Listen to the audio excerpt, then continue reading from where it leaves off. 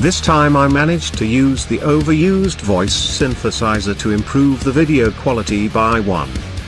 So before you watch this video, I recommend you to watch the first one that I'll put in the description.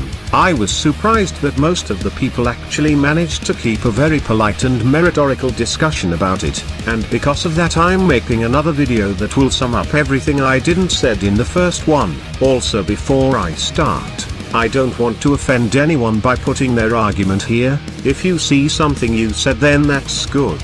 You managed to make a good point that I need to explain even more. Okay, let's go.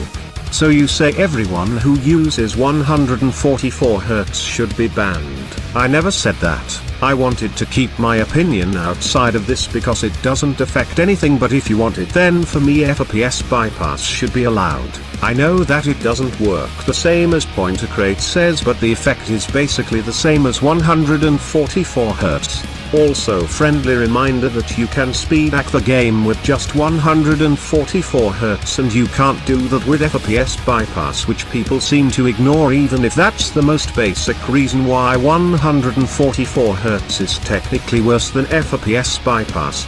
So good computer is also cheating because the game doesn't lag. Having a good computer makes the game lag less, but it works the same.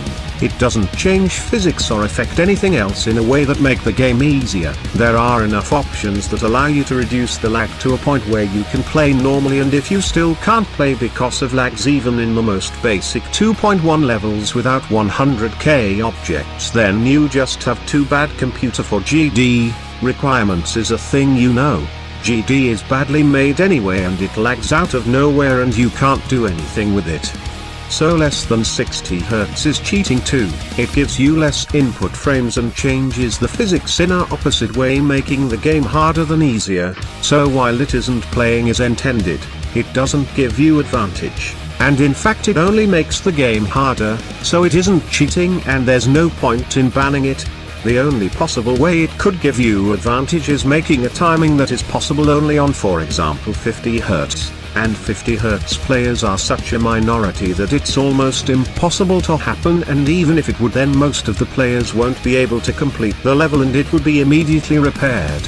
Community accept that. That's the point of these videos, showing that this doesn't have sense if FPS bypass is blocked and 144 Hz isn't. The game now is semi-pay to win. If you have $300 to spend on a monitor, then you can make the game easier. It doesn't make the game free, neither do any hack besides no clip. Most of the time, it can soft lock itself sometimes though too, and instant completer. Even with speedback you make timings a bit easier while making the level longer.